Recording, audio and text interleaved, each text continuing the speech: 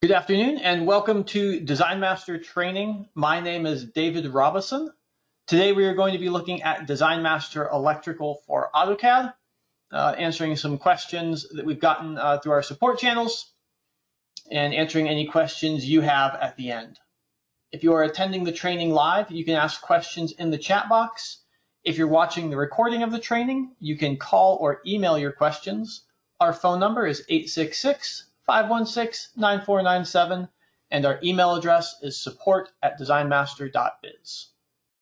So let's get started taking a look at these questions we've received. The first one, that's a question we get a lot. I have two feeder callouts on my one-line diagram that are the same that have different feeder IDs. What is going on? So let's take a look. I put together a little sample here to demonstrate this. We've got a transformer and two 150 amp panels. And you'll notice that the IDs are both 150, but we have a 150J and a 150. And if we go over and look at the feeder schedule, they actually are the exact same feeder size. So they're 1-aught wires with a number 6 ground. And the question is, why are those given different feeder IDs? And the reason is that even though the ground wire sizes are the same value, they're being pulled from different tables. And so we notate that differently for consistency of feeder IDs throughout a project. So you can either have your ground based upon the supply side service jumper tables in the NEC, or you can size it based upon the equipment ground. And sometimes those are the same and sometimes those are different. So if we go look at the definitions here, if we pull up the panel, underneath ground, we're sizing it automatically. We also have the option to size based upon 250-122, which is the equipment grounding conductor, or 250-102, supply side bonding jumper, or the service ground. And what's happening here is that because of the situation that we're in for these two panels, you're getting a different grounding method used, even though they're resulting in the same value. In this case, P1 is fed from this transformer. Anytime you are fed from a transformer, you get the supply side service jumper, and that we notate with the little J. We thought about using an S, but the problem with an S is it also looks kind of like a 5, so we didn't want to cause confusion there.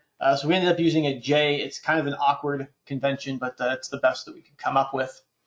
And then this one is a regular equipment ground, and for this ID format, we leave it the same. Or we don't notate the ground at all. So it's just a 150 amp wire. And so that's why you have the different labels. If you go to our wire sizing customization, these values are set in the service ground and equipment ground columns. So you'll see that in some cases, for a 50 amp, for example, the service ground is a number 8 and the equipment ground is a number 10. So you actually would have different size grounds there. So when you looked at it, the IDs would be different, and then they'd actually have different callouts. In some cases, like the 150 amp that we're looking at, the service and the equipment ground end up being the same size. So they look like the exact same wire callout. So that's why you end up with those different callouts happening. The next question that we got is, how do I disconnect a panel that is already connected to a panel? Again, looking at this example, if you have P2 and you don't want it connected to P1, we don't have a disconnect. The alternative that we have is when you run the connect distribution equipment, you run that same command. You take that P2 panel and you connect it to the utility, which is our version of disconnected. I'm not connected to another panel. I'm fed from somewhere. We just call that the utility. But if you select the utility and press that button, then it's disconnected from that other panel and basically connected to nothing else in your model. So if you do want to disconnect something, that would be the way to do it. If you want to connect it to something else, just connect it to that other thing. There's no reason to disconnect it and then connect it. You can just connect it directly and that just works. So if you're just changing where it's fed from, don't make it complicated. Just choose where it should be and Design Master cleans everything up. If you really want to disconnect it, set it to utility and that will disconnect it. Next question we got is, why does the largest motor show 25% for its demand factor instead of 125%? So I will come over here to this panel schedule, and you can see here on our footer, we have all of the loads listed, and we have the largest motor listed there, and it's a 25% for the demand factor. I'm actually going to update this real quick because I disconnected that other panel, so I think we're going to lose some of our loads. I just want to see it. Okay. So when you look at this panel schedule, we have the largest motor listed with the demand factor of 25%. Now, the largest motor, you really need to include 125% because you need 100% because it's a motor, and then 25% of the largest one so that when it starts, you've got sufficient capacity on the panel and on the feeder. But in Design Master, we just call that out as 25%. The reason for that is that the other 100% of this motor is somewhere else on this panel. And so in this case, it happens to be just a regular motor. So the motor is at 100% here, and then the additional 25% is here. But motors can be lots of other things as well, and so we have to account for that properly. For example, if the 100%, if the largest motor happened to be a cooling motor, but your heating was actually larger, that's a case where, okay, the 100% of the cooling of the motor would be over here in cooling, but then the heating is actually larger, and so you don't even want to include that motor. So let's go take a look at that. I've got all these motors defined up here, and we're going to take this cooling motor and heating load, and let's modify this one. The largest motor was that 9 kVA. Let's say we have 11 kVA for our cooling motor instead. Now, previously, our largest motor was 9.6 kVA, which is this largest motor here. We update it with that new value. The cooling is going to increase to 11. The largest motor is now 11 kVA. So it's that 11 is obviously larger than the 9.6. So the largest motor is now that 11 kVA. And so we get our 25% for that motor. But because the cooling load is smaller than the heating load, we're actually not taking that cooling load at all. We're using the heating instead. If we had used 125% for the cooling over here, we'd have to then do all sorts of other gymnastics to account for the fact that the heating load is actually larger, and so you don't really want to include that because the assumption is that you've got 15 kVA accounted for of load for heating, so that's sufficient for the 11 kVA of that cooling motor and plus more. So you don't need to account for it also. So you want to avoid double counting. And the way we do that is separating the 25% for the largest motor from the actual 100%, so that there's other things going on we can account for that. Another example would be for appliances. So if you have 4 appliances or more in a dwelling unit, you can get a 75% demand factor on those. If those appliances also happen to be motors, you'll get 75% of the 100%, but then you'll also have 25% of the largest. So if we go here and we take a look at these appliances, I've got the appliances here. Those are just standard appliances, but then one happens to have a motor. And we'll set that load to 12, so now it's the largest. And update this panel schedule. It's going to increase our appliance load. It's also going to set the largest motor to that 12 kVA. So we have the 27, we're derating it by 75%, and then the largest motor still is 25%.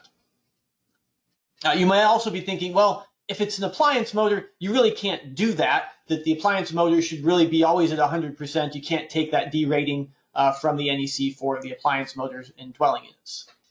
If that's the case for your situation, don't make that motor an appliance motor, because that's what you're saying is, I do want to take the 75%.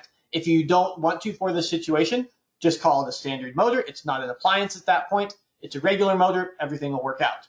Only call it an appliance motor if you actually want to take the 75% demand factor if there's 4 or more appliances. If you don't want to do that, don't use that load type. The next question related to dwelling units. The question is, I have a dwelling unit. I'm calculating the lighting based upon the area, but the lighting loads are showing up as house loads rather than dwelling unit loads. What's going on? So let's set that situation up. I've got panel P2 is set up as my dwelling unit panel. Let's just take a look at some of the settings here so we know how we got to where we are. This is all going to be under the feeder and service calculation settings. For the calculation method, we're treating this as a optional dwelling unit, residential. So it's under our optional residential calculations, a dwelling unit, NEC 220.8.2. So we're using that calculation for this panel. For our block, we're using our standard block, which has the dynamic footer, so it kind of fills everything in for us. And then we have 1,000 square feet of dwelling unit area. So those are all the settings that we input. When we do the calculation, you see that it splits out. We've got our dwelling unit loads with just basically that 5 kVA of cooling. I put that on there, I think, so that this would show up. And then all of our lighting load is down here under other loads. So it's not really house loads, it's actually calling it other loads. And we've got 1,000 square feet at 3 VA per square foot. Anyway, you got 3.75 kVA. And really, you want the dwelling unit lighting loads to be up in the dwelling unit. You don't really want any other loads to appear. This appears if you have, say you've got a multifamily dwelling and you've got some loads or something that are not actually a dwelling unit, but you need to include it in the same calculation. You can have some lobby or stuff, and it'll show up in other loads, use a standard calculation separate from the dwelling unit stuff. And the reason this is happening, and if you were paying attention, you might have caught it, but I'll go back and show it to you, is under feeder and service calculations. For your areas, you have your area type. This just gives it a name and a VA per square foot value. So these are all the numbers from the NEC. In 2020, they changed it, so we've got different values based upon which version of the NEC that you're using. But you just choose it, and it fills in your description and your load. You also have a custom option if you want to type in your other, whatever you want that to be. So you can type in anything you want. And then you specify the area because you need to provide that. Then there's a final value, which is the demand factor. And this is based upon NEC table 220.42. And so if you're doing a standard calculation, most stuff is at 100%. Dwelling units, hospitals, and hotels have some demand factors that happen in there. So you can choose your demand factor. If you're doing the optional calculation, you need to specify that this is a dwelling unit demand factor, and that basically triggers it to say, okay, treat this as a dwelling unit load rather than an other load. You're not really in this calculation using this table, but we use that to differentiate between those two types of loads you could be using. Because you could, in theory, have an area with a different unit load. So we trigger based upon the demand factor you've chosen. So if I set that appropriately here to dwelling unit, and then update the panel schedule, you'll see that it's going to get rid of this other loads, and it kind of collapses the whole thing to a much simpler schedule because we have just a dwelling unit calculation at this point. So the lighting and receptacles ends up as its own separate piece, heating and cooling separate, and then you get the total load, which is what you're expecting. Next question is related to equipment schedules. So I have this equipment schedule here, and the question we had was on my equipment schedule, I wanted to display a disconnect height for some pieces of equipment, but not for others. Can I do that? So taking a look at this, I have the mounting height listed. Some of them have a mounting height, and some of them have zeros. This is a case where you're providing a mounting height for some pieces, but for others, the contractors are going to provide it, or whatever reason you just basically want that blank. If you go look at the definitions, if we pull, say, that heating cooling motor, you'll see that our elevation is set to 0, and we'd really like that to be blank. We don't actually have a way to display it as blank. So instead, the best workaround we have is to use one of our schedule notes. So you can go to the schedule information for your equipment, and we have a number of schedule notes. We have schedule notes, 3 schedule notes for the equipment itself, 3 schedule notes for the disconnect, and 3 for the starter. So you choose one of those and say, okay, I'm going to use note 1 as the mounting height label in the schedule. So in this case, I would leave it at 0, or leave this as blank, because I don't actually want to display it.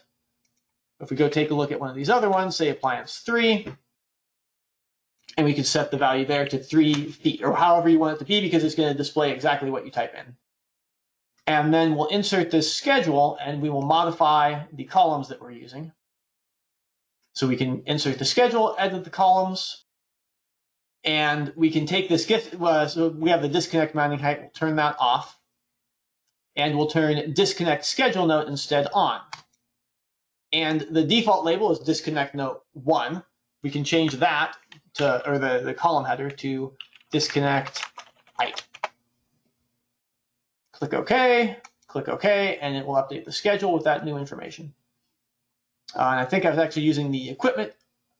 I chose the wrong note value. So if I go back to my schedule and actually use my disconnect one, so okay, I'll use 3 feet here. Run the insert equipment list command. Don't need to change anything, just click OK. And now we have those labels being displayed. So this is a note column that we've used as the disconnect height column. Manually type those values in and they show up. So it's a little bit of extra work. You do have to obviously keep those coordinated, but it does give you better control over what's being displayed there. And so you can leave some blank, or you could say, contractor to verify, or whatever you want to display for that column. Thank you for watching today's Design Master training.